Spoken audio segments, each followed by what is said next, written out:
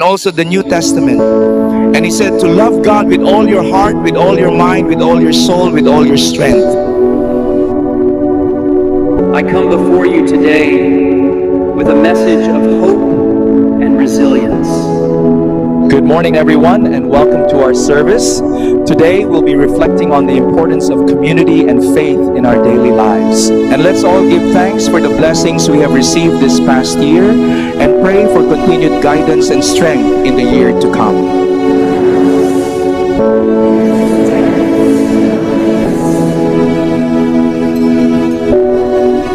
Dear brothers and sisters, we gather today in this sacred place to reflect on the teachings of our faith.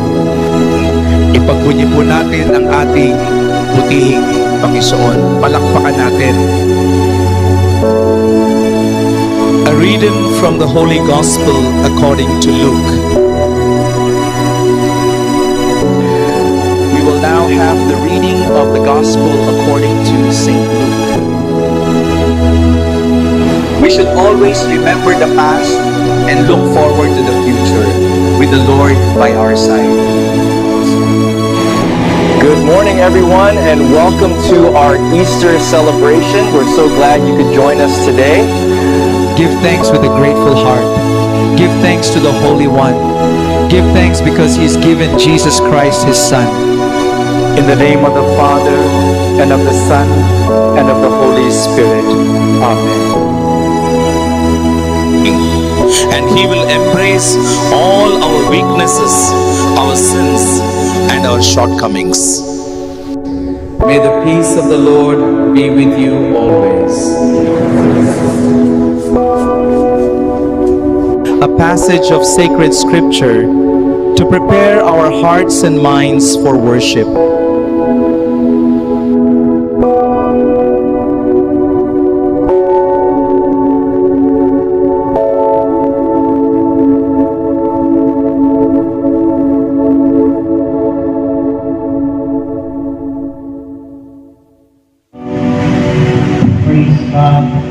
Hallelujah, Hallelujah.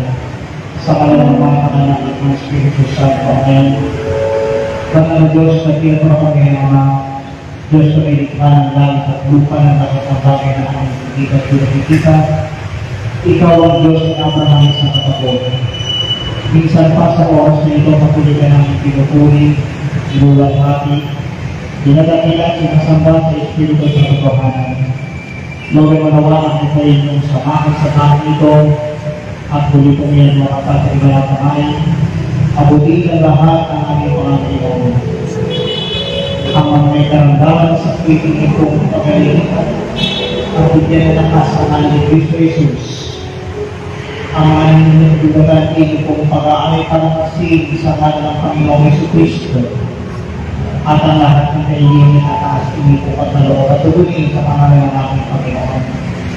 Magpalayan po din sa lahat ang mabuting balikan ng ating iyahin upang ito magbigay sa amin ng liwanag sa lahat ng makikinig ng mga karning ito na siya maging laluyan ng iyong mga tanda, himala, kapabalaghan, kapangyarihan ng walang tigil na biya sa kapapa. Ito po ang aking samad na langin sa ngalan ng Ama at ng Espiritu Santo. Amen and Amen. Pakulinan natin ang palakpak oras sa ating Panginoon. Clapping, please. Clapping. Sabi na naman nasa visual na clapping hands.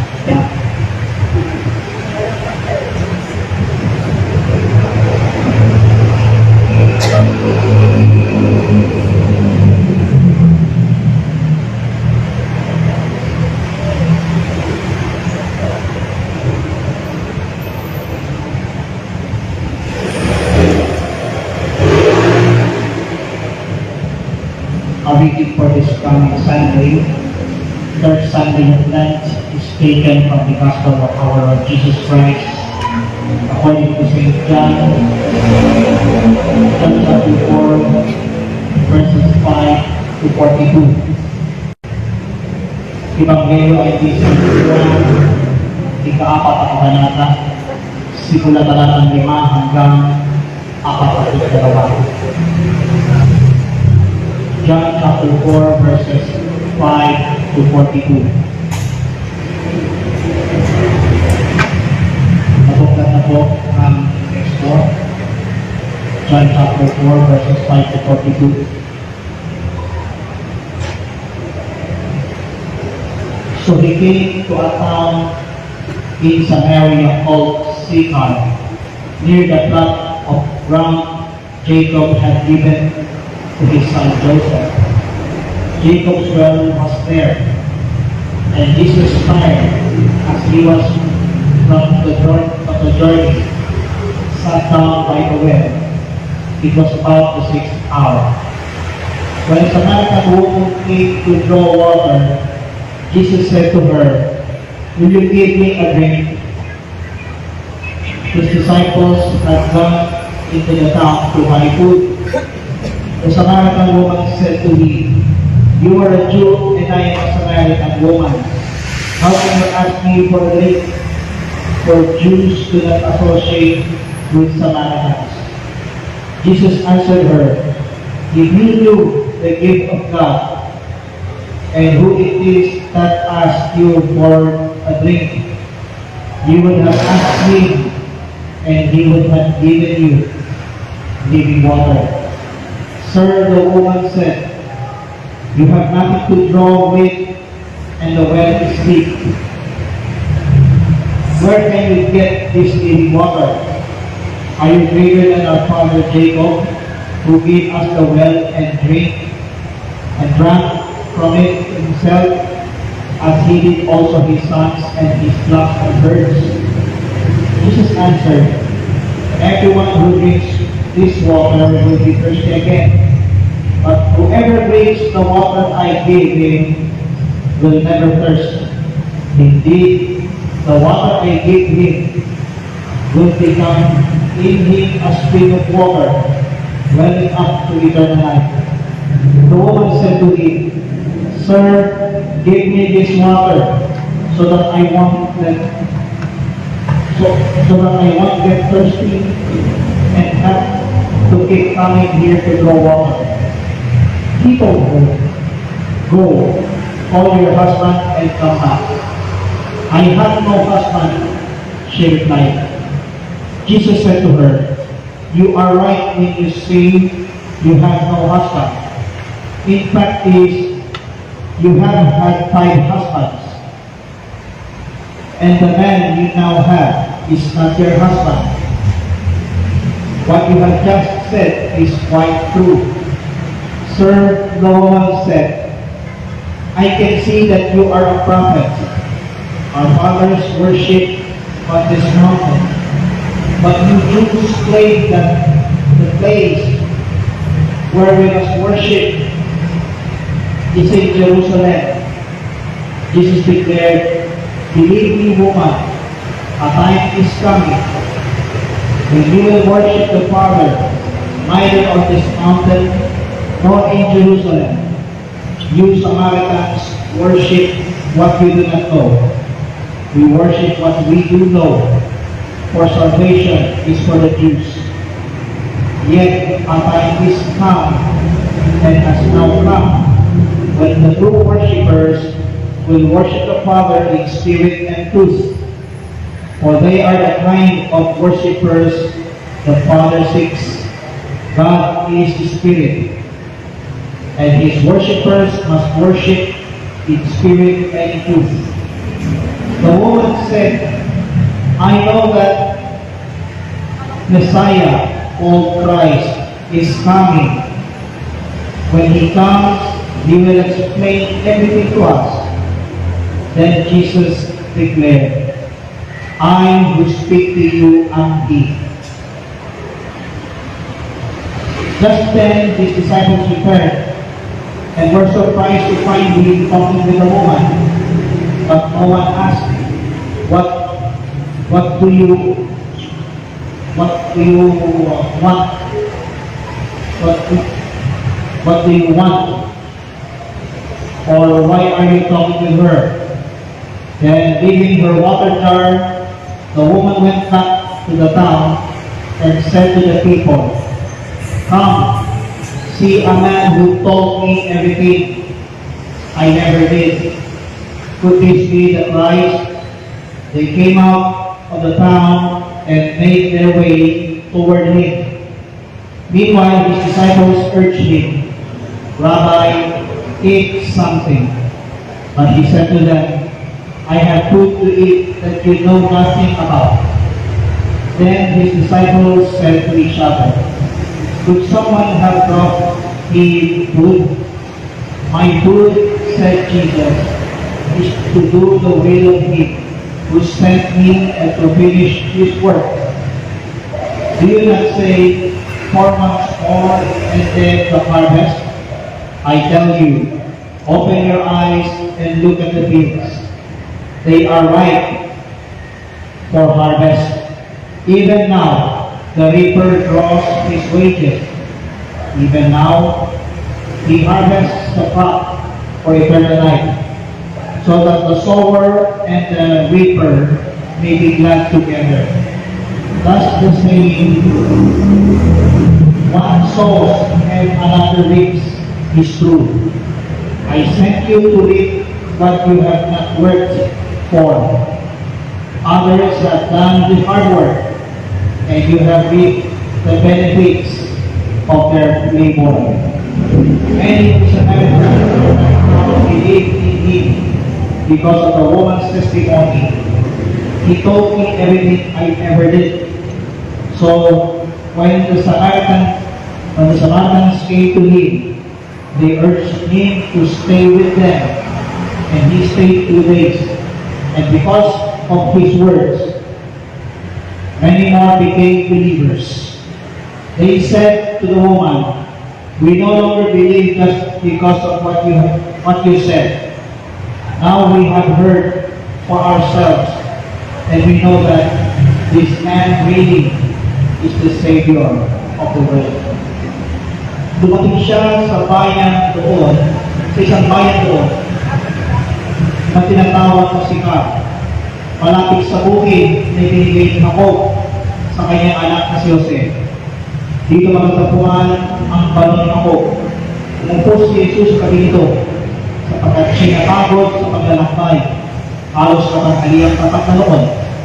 May isang Samaritanang dumarating, dumating upang umigib. Sinabi ni Jesus sa kanya, maaari bang makainom? Walang noon ng kanyang mga alagad, sapagkat bumili ng pagkain sa bayan. Sinabi sa kanya ng Samaritana, kayo Hudyo at Samaritana ako. Bakit kayo humihingi sa akin ng inumin? Sapagkat hindi nakikito ang mga Hudyo sa mga Samaritano.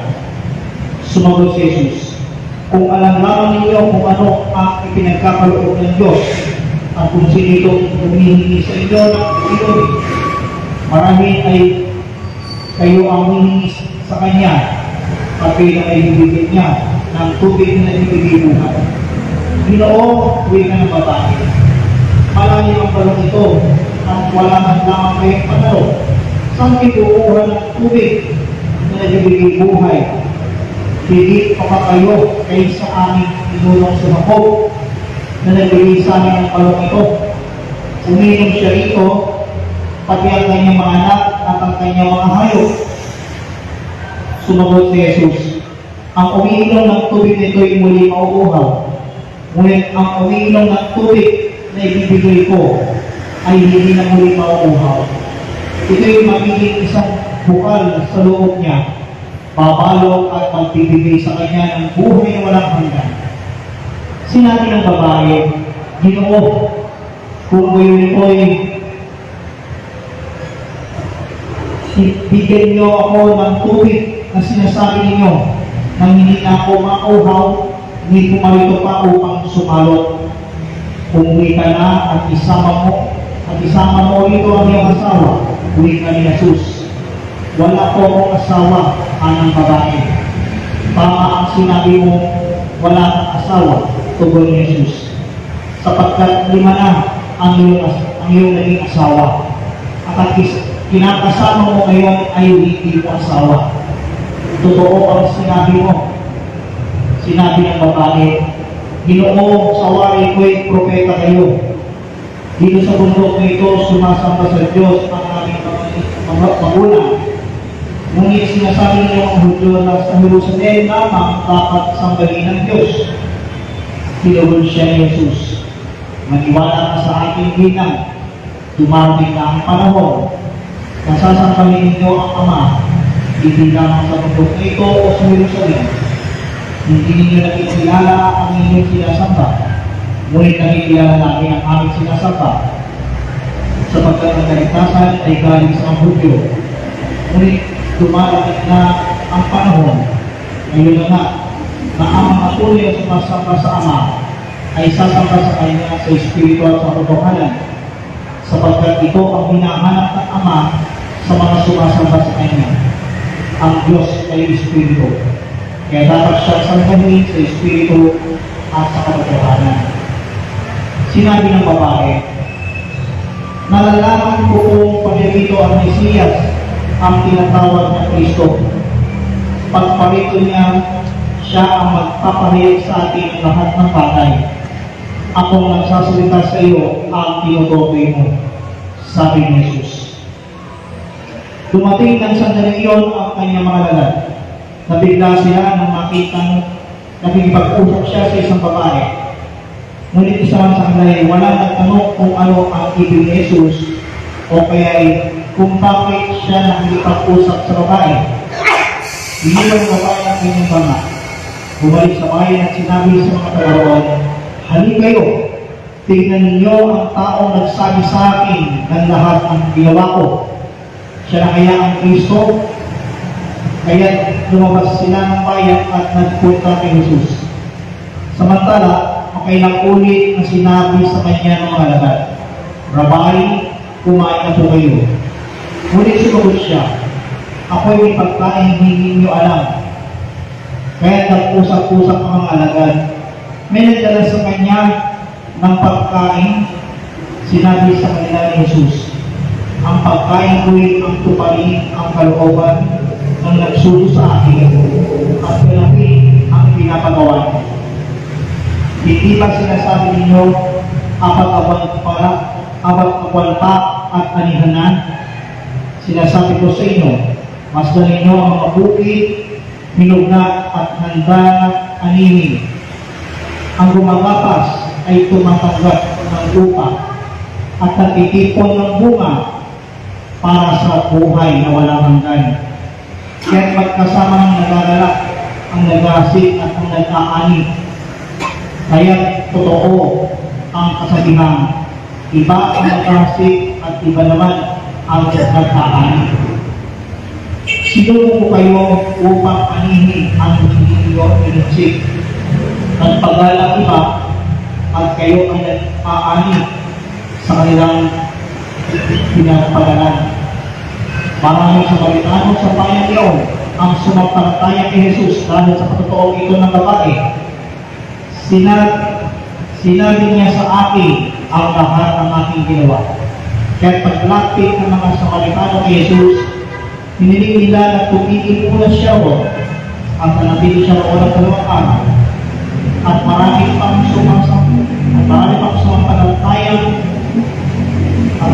sumampalataya na mapakailan siya. Sinabi nila sa babae, nananampalataya kami ngayon, hindi na dahil sa sinabi mo, kundi dahil sa narinig namin sa kanya, nakikilala namin siya. Siya nga ang tagapagligtas ng sanlibutan. Brothers and sisters, ito po mabuting balita para sa ating lahat, buhay sa Panginoon. Isang palakpakwaras na sa ating Panginoon.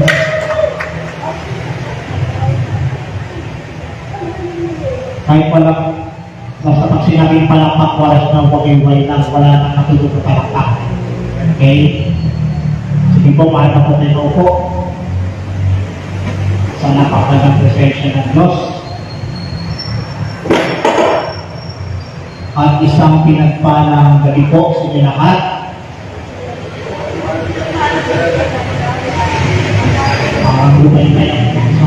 Pinagpalang gabi po sa inyo lahat.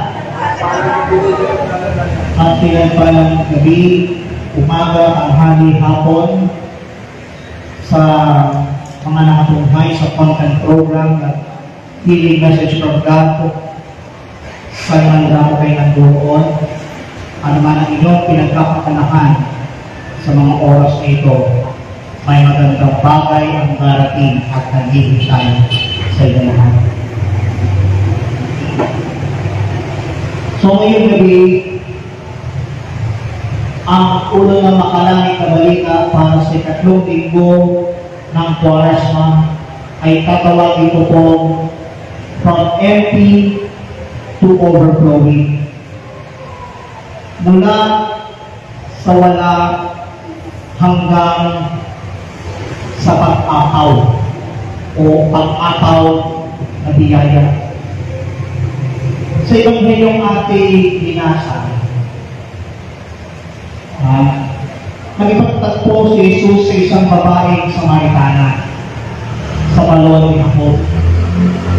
At tumawid siya sa mga hagdan ng kultura at relihiyon upang siya ay maabot. Amen? At pinakakita ng kwento ito kung paano nakakatagpo ng tubig na buhay ang isang uuhaw na kaluluwa. Amen? Amen po ba?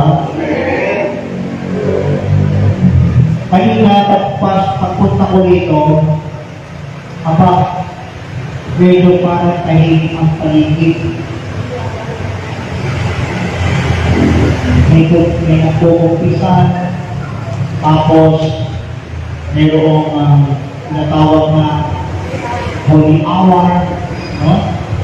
Yan pala ang ginagawa buwan-buwan tuwing unang Huwebes. At ako yung niwala, dahil sa banal na sakramento, tayo ay pinuspos ng kapangyarihan ng ating Panginoon Jesus. Pumili ang ating Panginoon at palakpakan.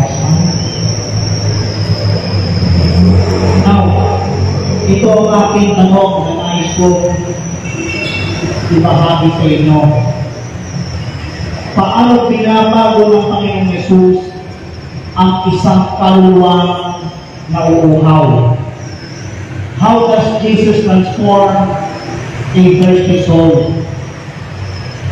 Una sa lahat, higit sa lahat, the first thing that Jesus transformed a thirsty soul is Jesus meets us where we are. Hinahanap tayo ni Jesus kung nasaan tayo.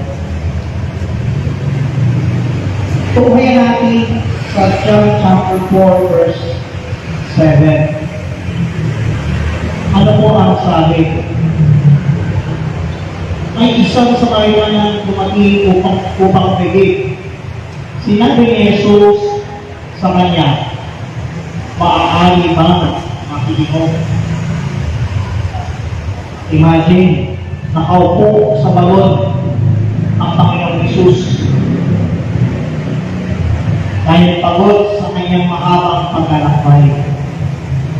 Bakit napagod ang Panginoon sa paglalakbay? Sapagkat siya naupo doon halos natanghali ang tapat na. Natanghali ang tapat na doon pa. Amen?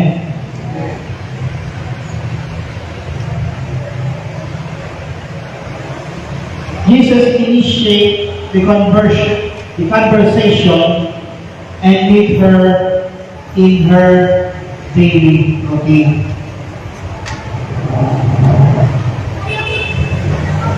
Unang lumapit si Jesus at nakipag-usap sa babae sa gitna ng kanyang pang-araw-araw na gawain. Amen? Si Jesus mismo ang unang lumapit at nakipag-usap sa babaeng Samaritana na umihigit higit ang dalagang lahat. Higit ang lahat. Paano? Para sumalot ng tubig.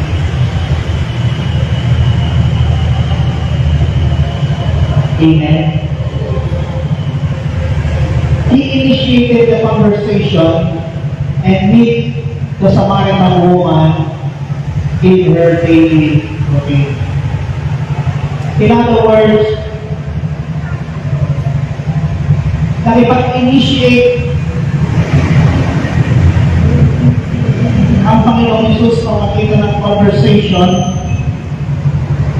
ang makipagkita sa pang-araw-araw na gawain. That's why Jesus initiated the conversation and meet that woman. Amen. Ano ba ang sabi ng sulat ni Apostol sa para sa mga taga-Roma? Roma Kabanatang 5, talatang 8. Ito ang sabi ni San Pablo Apostol. Sabi dito, but God demonstrates His own love for us in this: while we were still sinners, Christ died for us.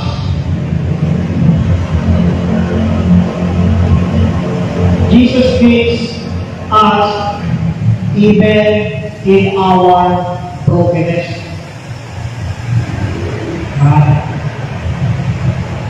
Ipinapakita ng Diyos ang kanyang pag-ibig sa atin noong tayo ay makasalanan pa. Si Kristo ay namatay para sa atin. Nilalapitan tayo ng Panginoong Hesus kahit na tayo ay makasalanan pa. Hindi lahat ng tao sa balat ng lupa perfecto. Tayo po lahat nagkamali at totoong nagkamali. Tanungin niyo ako saan? Tanungin niyo ako kung ito malakas saan? Nagkamali tayo sa ating kilos at gawa.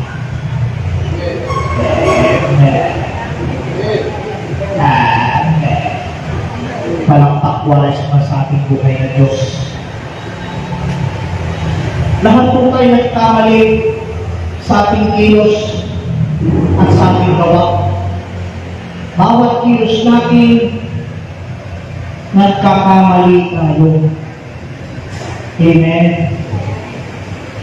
Remember, bato-bato sa langit ang tatamaan ko ng mesa na pangayaan ng Diyos.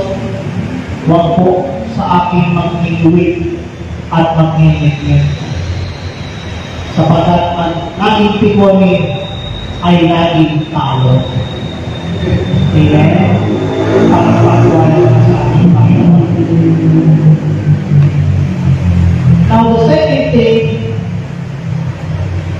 that Jesus transformed a thirsty soul is Jesus reveals our true thirst.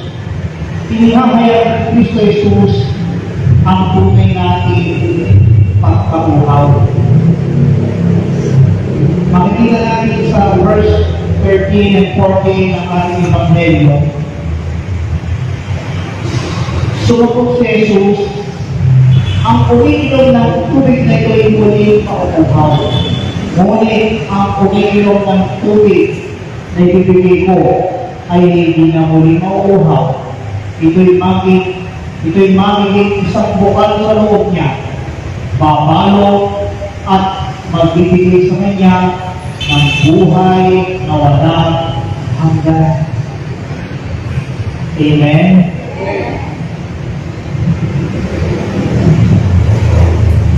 Ano ibig sabihin?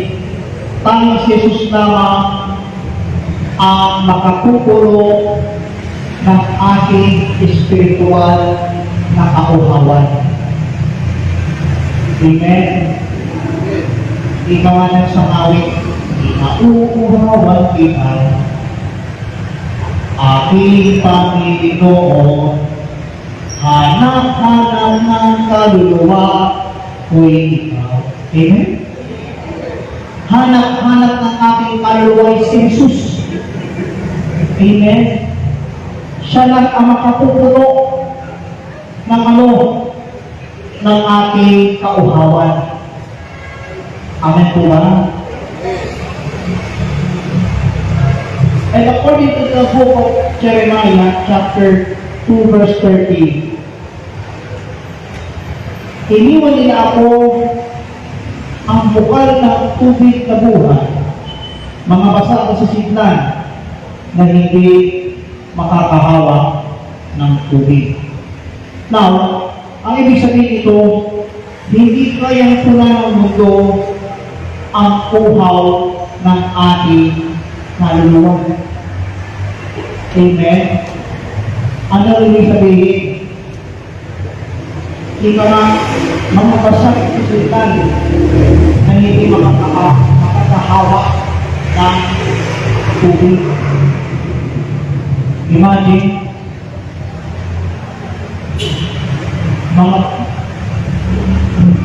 mga basag na sisitan na hindi makakahawa ng tubig.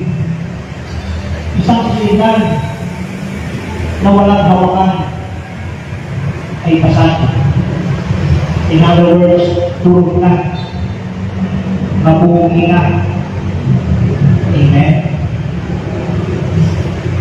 Hindi kayang pula ng daigdig ang ating uhaw ng kaluluwa. Amen? Amen po ba?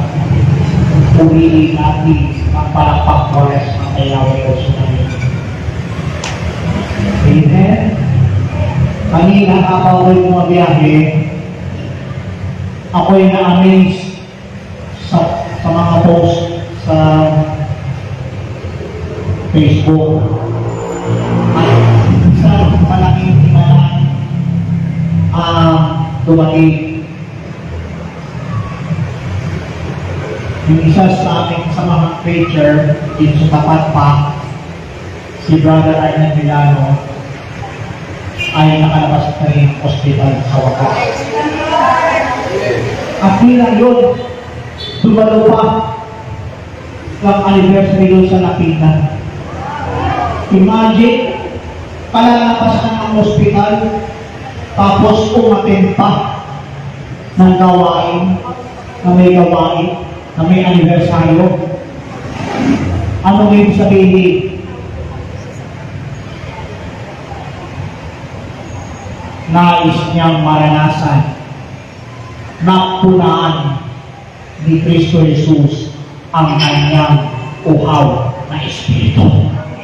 Palakpak-waras sa ating Panginoon. Yung iba, may matulog na palakpak. Kaya alam ng walk natin of next school na pangwaras ma. Amen.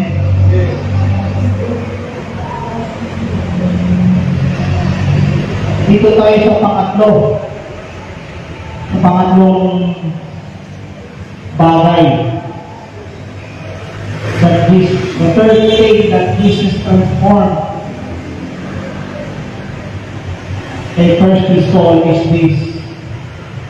Jesus turns a sinner into witness. Ginawa ni Jesus na maging saksi ang isang makasalanan. Tingnan natin ang John chapter 4 verses 28 to 29. Iniwan ng babae ang kanyang baka. Bumalik sa bayan at sinabi sa mga tagaroon, "Halika kayo, tignan ninyo ang tao nagsabi sa akin ang lahat ng ginawa ko. Siya na kaya ang Kristo."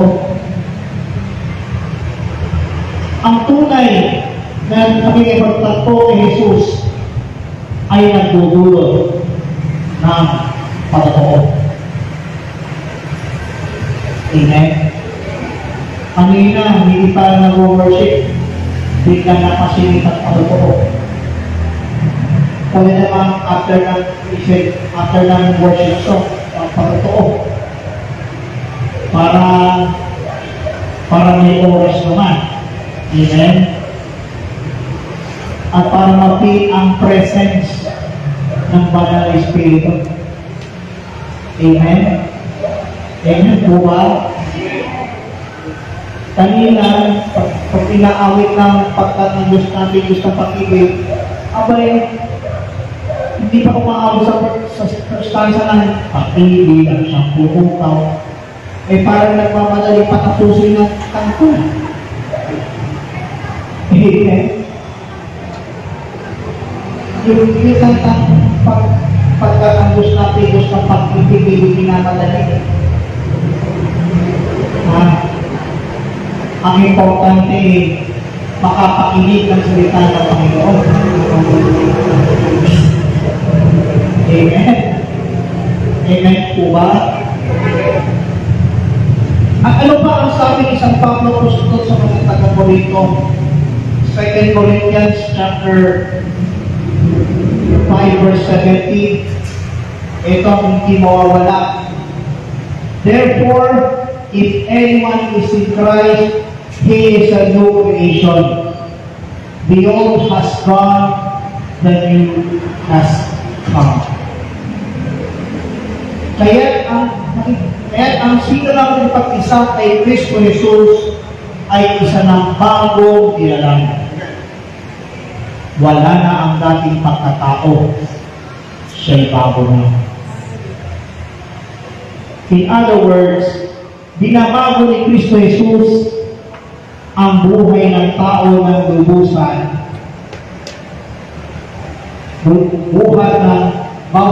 Buhat ng tao ay nagsimula ng ipag-isa kay Kristo Jesus.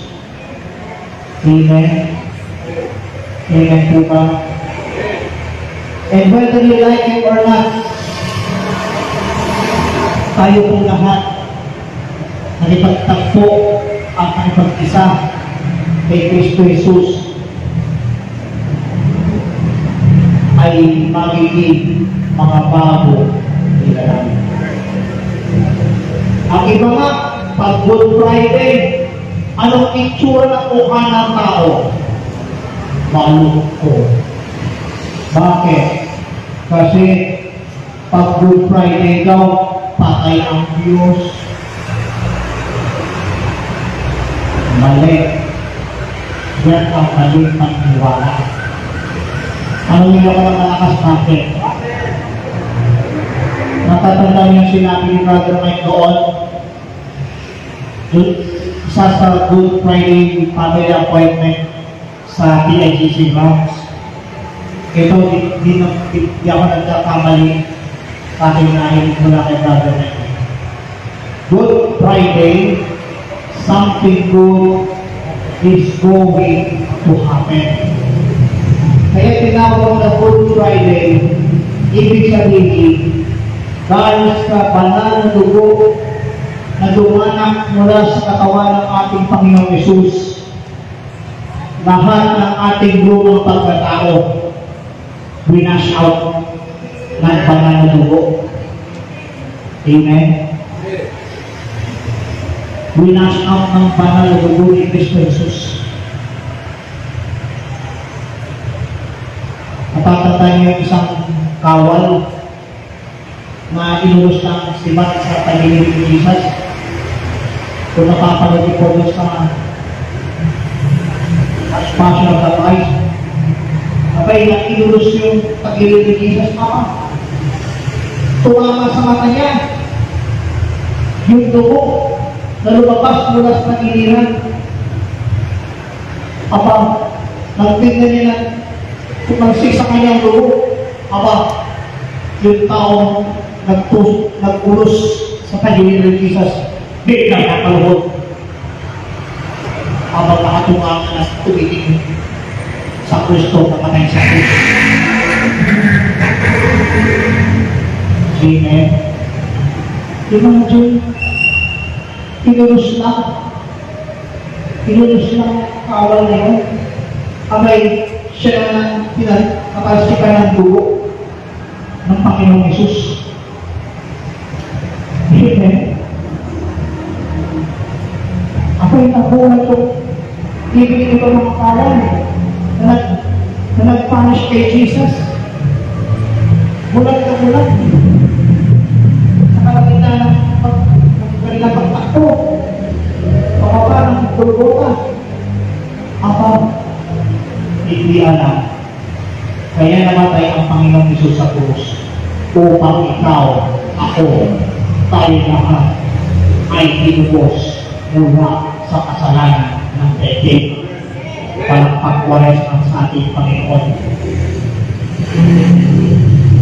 At dahil malapit papasok na sa 8:30, bilang pangwakas, tayo na kayo,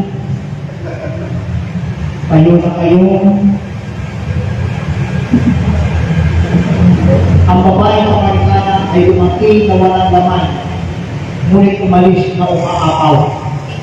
At hanggang ngayon ay iniaalok pa rin ni Jesus ang tubig na buhay. Lumapit po tayo sa Kanya at tayo ay magbago. Kaya sa oras na ito, inulog natin sa Diyos ang ating sarili. At bilang simpleng panalangin, awitin po natin hanap-hanap ka ng buhaw.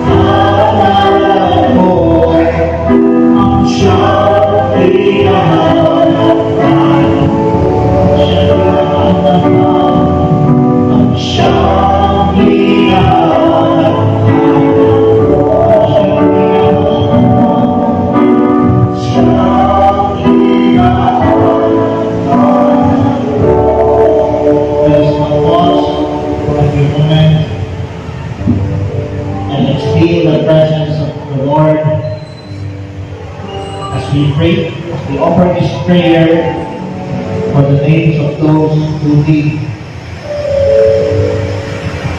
the unstoppable death of healing power of Jesus.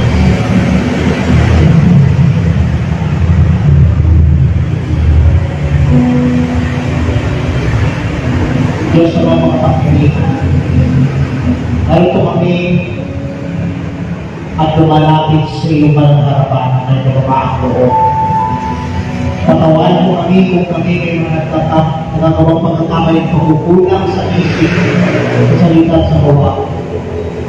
Linisin mo ng iyong palalago ang iyong pagkatao mula ulo hanggang talampakan. Kaya naman, Panginoon, sa oras na ito, patuloy kami lumuluhod sa iyong malang harapan.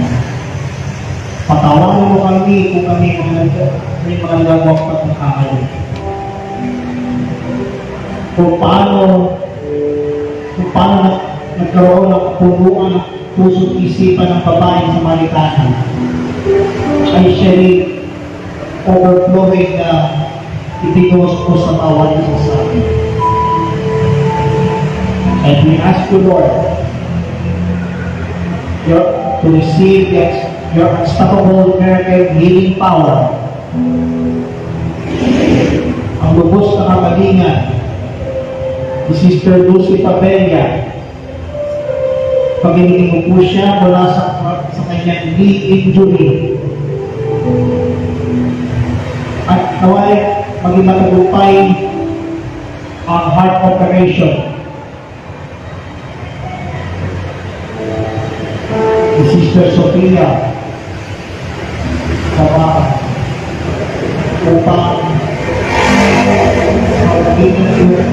pagpaglimala at pagpagaling ng kamay. Do the miracle into their lives, Lord. In the mighty name of Maria Joshua, Solomon Hausha. Maging successful ang operation ni Sister Sofia at pagalingin si Sister Lucy Pabella mula sa pagkakaligor sa kanyang tuhod. And in the mighty name of Maria Joshua, Solomon Hausha. Sino ang nasa talim ng karamdaman, abutin mo ng iyong pagpagaling ng kamay. Ibangon sila mula sa balik ng karamdaman. Oh, we praise and magnify your holy name, Jesus. Pagpalayo po, Panginoon, ang pura parono ng San Antonio Abad. Pagpalayo rin po ang mga nagtaguyod ng iyong pananagawa sa damang ito. Simula sa coordinator hanggang sa pinakamakapito. Kasama ang mga awit manunuto at ang mga nagsusuporta dito sa gawain ko, dito sa lugar na ito. Sila po lahat ay inyong pagpalain. Sundan mo po ng iyong mga tanda, himala, kapabalaghan, kapangyarihan at walang tigil na biyaya sa mapala. Sa pangalan mo, Jesus. Taas ang inyong mga daladalahan, including your prayer requests at ang inyong mga kalooban ng handog at tayo'y manalangin ng may kawalang loob sa ating buhay ng Diyos. Sa ngalan ng Ama at Anak at ng Espiritu Santo. Amen. O Diyos o kapangyarihan, narito ko paspasan ang mga hawak ng aming mga kapatid. Ang kanilang mga handbags, wallets, Biblia, tubig, langis, asin, panyo, at iba pa mga bagay na kanilang tinataas. Gamitin mo bilang mga sangkap upang ang sino mga hipo ay sundan ang iyong mga tanda, himala, kapabalaghan, kapangyarihan at walang tigil na iyong kapapala. Maging ang kanilang mga prayer request na nakasulat sa mga papel ang kanilang mga kahilingan. Amin po inaangkin na lahat ay answered prayer. Mas pasan na nila mga alam ito. Ibalik sa kanila ng pusong takal, siksik din at umaakaw. At sa aming pagsamtalang pag-iwang-iwanay, kami po namin ibang kapas at iba yung sigla ng galing sa iyong pamilyang pangalan. Maraming salamat, Panginoon. Ito po ang aming sa pagdalangin. Kaysa naman ang bitang panalangin ng aming pinagbilang si Maria at ang lahat ng mga anghel ng dala sa langit. Kaysa rin ang panalangin ni San Antonio Abad. Sa pangalan ng iyong bugtong anak, ang aming Panginoon at Pagligtas, Panginoong Jesucristo, na nabubuhay ng lahanin kasama ng Espiritu Santo, Diyos sa pagpasawalan hanggan. Everybody say Amen. Sa ngalan ng Ama, ng Anak, at ng Espiritu Santo, Amen and Amen. God bless you, Jesus loves you, and Holy Spirit strengthens you. God bless everybody.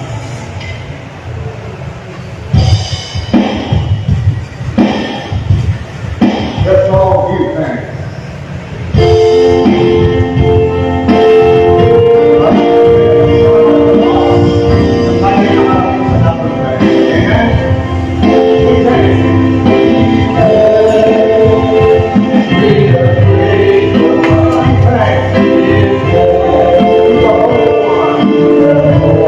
And also the New Testament.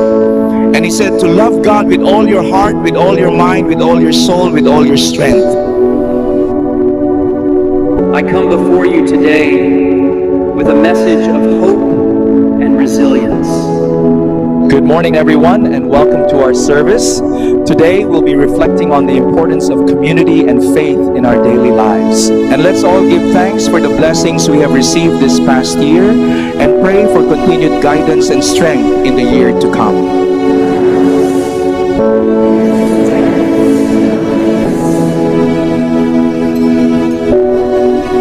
Dear brothers and sisters, we gather today in this sacred place to reflect on the teachings of our faith.